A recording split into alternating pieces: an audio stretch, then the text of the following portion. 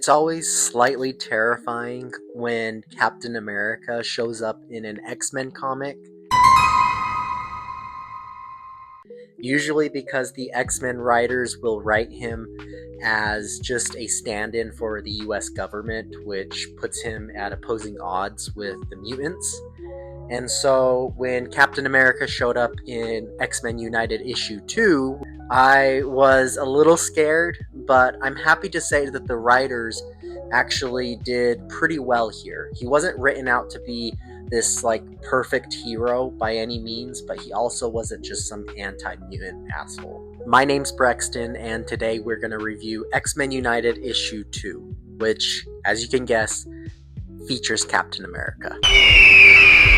So in issue 1, where we last left off, Emma Frost used abandoned, sinister technology to create a school all in the mindscape called Gray Matter Lane, which is essentially the Xavier School for Gifted Youngsters, but it's all in the mind, and it's Emma Frost doing it. And she's got basically everyone throughout all the X books right now attending that school except for Cyclops, who was really against the idea because whenever mutants gather in one place, it seems to always get attacked. And where we last left off in issue 1, we saw that Gray Matter Lane, the Mindscape school, somehow had lit on fire, and it was alluded that Scott had done it.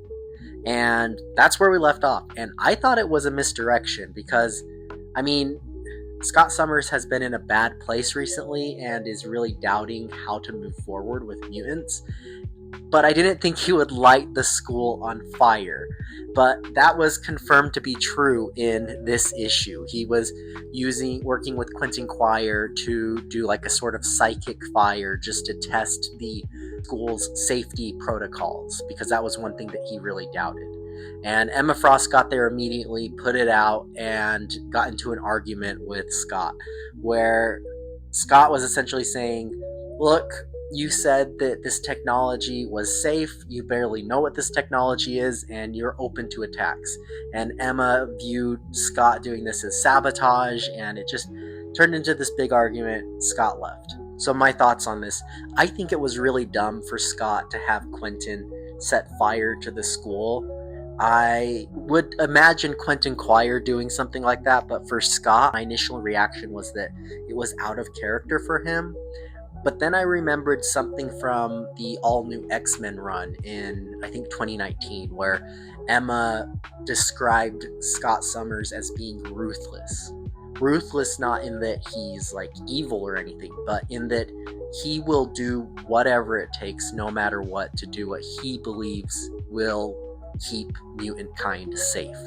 And with that in mind, I do see this as something that Scott Summers would do, especially with where he's at mentally right now. For me, though, I kind of feel like this is just retreading the same storyline that we've seen ever since Krakoa. And I'm kind of tired of Cyclops, the leader of the X-Men, not wanting to unite the X-Men or mutants. This feels like the same thing that we saw right after Krakoa, which was the same thing we saw at last year's Hellfire Vigil, where every mutant got together except for Scott Summers because he was still messed up from what happened on Krakoa. Given the title of this new series, X-Men United, I was hoping that it would move past that to get to a place where all of the X-Men and mutants are united again, but that doesn't seem to be the case. I hope it changes, but I think it's going to take some time for that to actually happen. Shortly after her confrontation with Scott Summers, Emma Frost returns to her office, where the other leaders of the school are having a meeting. We see Kitty Pryde, we see Iceman, and we see Prodigy all there. And Prodigy brings up this really interesting kind of pushback to Scott's fear. There is safety in community, and that you can't live your life in fear. So really interesting stuff there.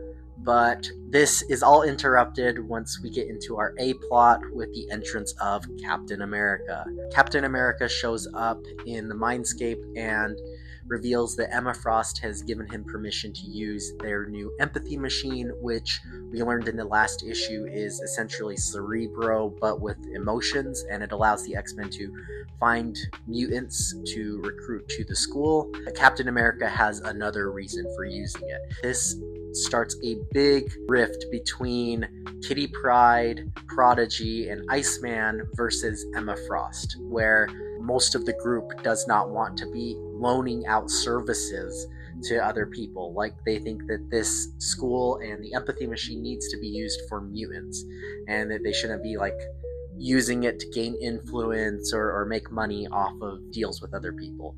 And Emma Frost essentially pushes back and says, this is needed to have safety. We need to build strong relationships. That's sort of the issue there. It is really fun to see Kitty Pryde and Iceman's friendship and their dynamic back in this book after we haven't seen it for a little bit, because they are good friends, and so that banter is always fun to watch. There is a page that feels kind of jarring in terms of pacing, but other than that, it's pretty good. Emma Frost, as expected, does win the argument, and this results in a small team of mutants going with Captain America to use the empathy machine to navigate the mindscape to find other people who were experimented on in World War II during the Super Soldier program. The team begins moving through memories and psychic landscapes, blurring time and reality. Eventually things go wrong when the team gets split up, and they each get sucked into different distorted, dark versions of history regarding these experiments. So I don't really understand the logic of using the empathy machine to piece together everyone in the world's memories to locate these people who were experimented on. It almost feels like a violation of privacy, which I'm shocked that the mutants or Captain America would do. Maybe I'm just missing something, but it seems like it's just a brief little thing. They've done weirder things and it moves the plot forward, so I guess we'll go with it. I do really love the team that they pick to go with Captain America on this mission. That's my favorite part of the issue by far. They have Laura Kinney, Wolverine, they have Neely, and they have Jitter, who is a newer addition to the X-Men roster. Jitter was introduced in issue 1 of Gail Simone's Uncanny X-Men series, which started last year.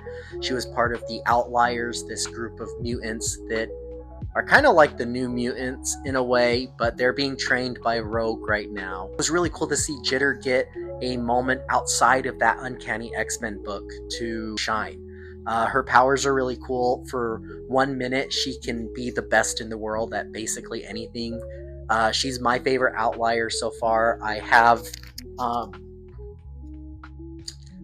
her variant up on my wall. And this just makes me feel like Marvel is testing her character out to see how she's received, to maybe do more with her character in other books. And it's very exciting because I want more of the Outliers in general. I hope that they kind of use this book to test out the other characters from the Outliers and develop them more as well. Yeah, this issue ends with the team being split up and stuck in the mindscape in different periods of time. The first part of this issue was kind of paced weird, but the last part really picks up, and I didn't want it to end. I thought this was pretty good. It's pretty interesting. Captain America wasn't an asshole, so that's always good. I'm giving X-Men United issue 2 5 out of 6 snakes.